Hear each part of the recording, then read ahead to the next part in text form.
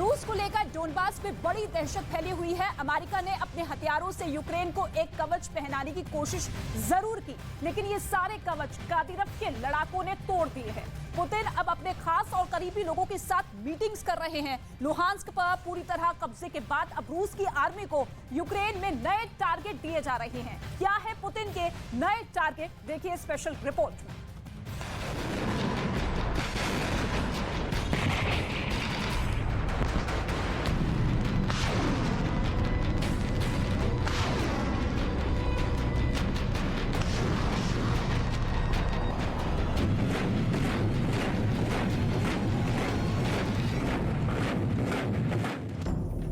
Putin का अगला target क्या है?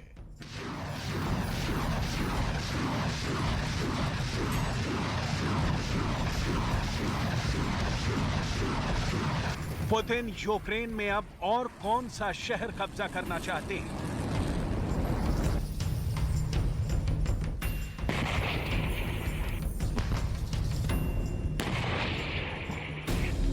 पुतिन ने अपने रक्षा मंत्री को बुलाकर क्या आदेश दिया? पुतिन से मुलाकात के बाद रूस के रक्षा मंत्री ने अपने कमांडरों को क्या नया फरमान सुनाया? आखिर अब यूक्रेन के किस शहर पर बारूद आग बनकर बरस रही है? रूस इतनी जल्दी में क्यों है कि यूक्रेन के कब्जाए गए इलाकों से रूसी पासपोर्ट भी जारी कर रहा है? और लिसिचांस्क में रूसी मिसाइलों ने कैसी तबाही मचाई है, अब विजुअल भी सामने आ गए हैं। रूसी राष्ट्रपति पुतिन का अंदाज बहुत जबरदस्त है। शासन करने और सरकार चलाने की उनकी अपनी एक अलग शैली है और इसी खास अंदाज में पुतिन ने अपने रक्षा मंत्री को क्रेमलिन में बुलाया और उनसे युद्ध पर चर्चा की। रूस के रक्षा मंत्री ने भी पहले युद्ध में रूसी सेनाओं की सफलता का ब्यौरा दिया और फिर आगे पुतिन का विशेष संदेश सुना। Соединение воинские части, группировки войск «Центр» под командованием генерал-полковника Лапина во взаимодействии с подразделениями 2-го корпуса народной милиции Луганской Народной Республики и при поддержке южной группировки войск под командованием генерала Суровикина успешно проведена наступательная операция. В течение 2 недель окружены и ликвидированы группировки в Горском котле, в районах Лисичанска и Северодонецка. Взято под контроль 25 населенных пунктов, наиболее крупные из которых Северодонецк, Золотое, Горское, Волчье. रूस के रक्षा मंत्री ने युद्ध की जो रिपोर्ट दी, उस पर पुतिन ने क्या कहा, जरा ये भी सुनिए। Участие в активных боевых действиях и добившиеся успеха, победы на Луганском направлении, безусловно, должны отдохнуть, нарастить свои боевые возможности, а другие воинские соединения, включая и группировку «Восток», группировку «Запад», должны выполнять свои.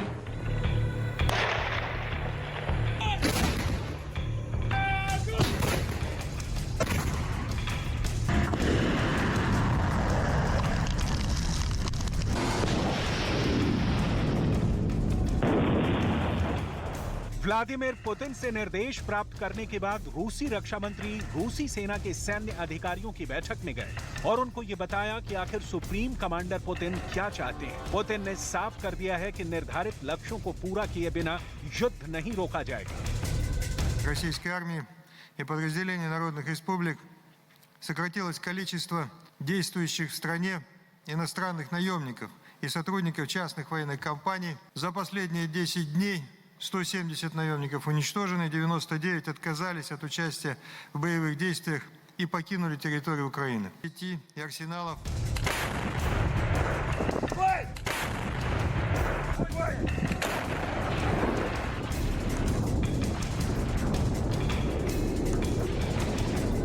पुतिन का ऑर्डर मिलते ही यूक्रेन के एक और शहर स्लोवियांस्क पर हमले तेज हो गए।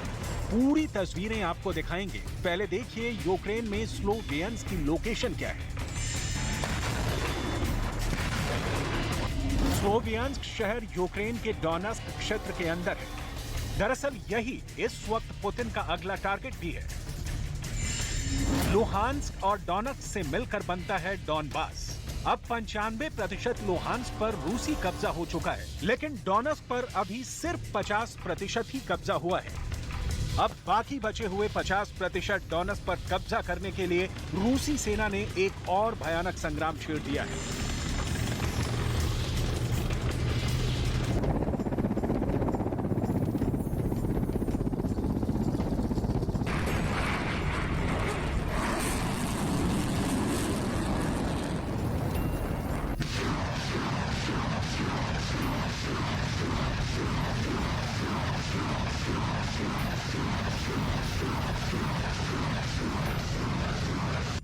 और इसी मिशन का नतीजा है कि आज स्लोवियांस्क बुरी तरह जल रहा है।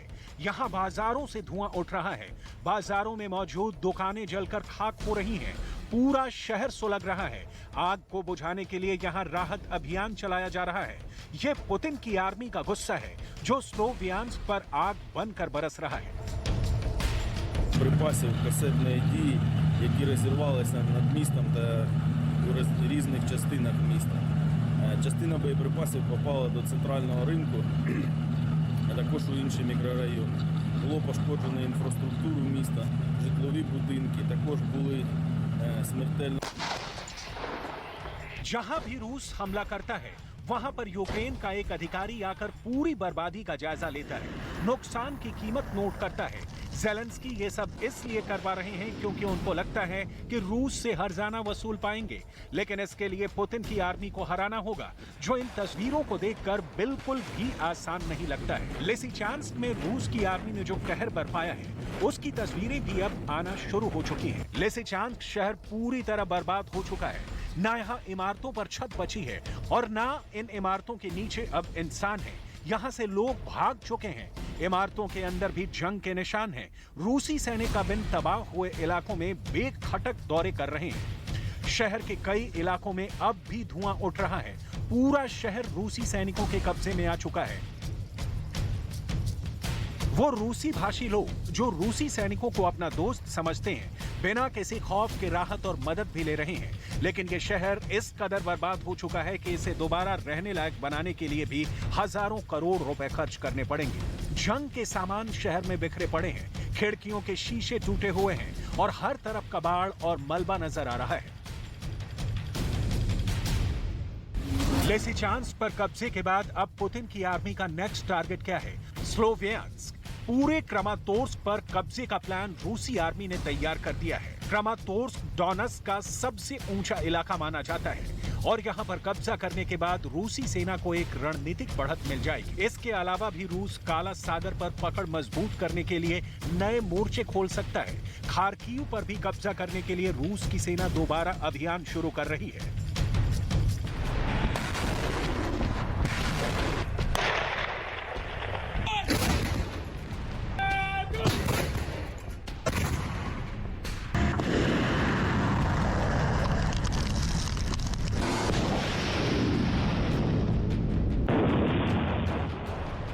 खार्किव में इस वक्त भी जंग जारी है। तस्वीरों में आप देख सकते हैं कि एक यूक्रेनी सैनिक कैसे एक गाड़ी के अंदर अपने घायल साथी को ले जा रहा है। रूसी जवानों के हमले से बचने के लिए इस यूक्रेनी सैनिक ने बहुत बहादुरी दिखाई है, खुद को भी बचाया है और अपने घायल साथी की भी जान बचाने के लिए अपनी जान दांव पर लगा दी।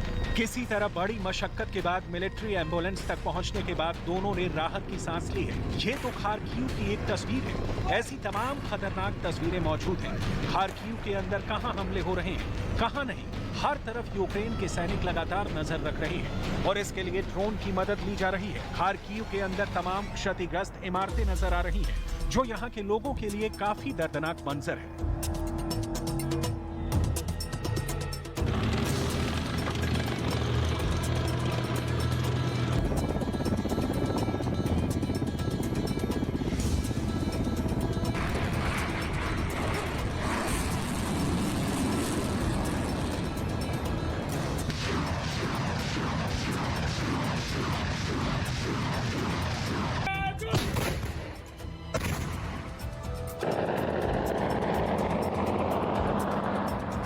Мой сын служит в армии. Если бы у них было много боеприпасов, Россию бы мы задавили. И я говорю, Шевченко Виктор Алексеевич на весь мир. Мы задавим Россию, потому что мы патриоты, мы живем на своей земле. पुतिन ने एक और आदेश जारी करके पूर्वी यूक्रेन के अलगाववादी क्षेत्र की राजधानी डोनेत्स्क में 2 कार्यालय खोले हैं और इन कार्यालयों से रूसी पासपोर्ट जारी किए जा रहे हैं। ये यूक्रेन की संप्रभुता को आधिकारिक तौर पर बहुत बड़ी चुनौती है, जिसने ज़ेलेंस्की को काफी परेशान कर दिया है। О приеме в гражданство Российской Федерации по упрощенной программе на территории Донецкой Народной Республики обращается порядка 3500 граждан в неделю. В целом, за весь период приема документов о приобретении гражданства принято порядка 400 тысяч граждан.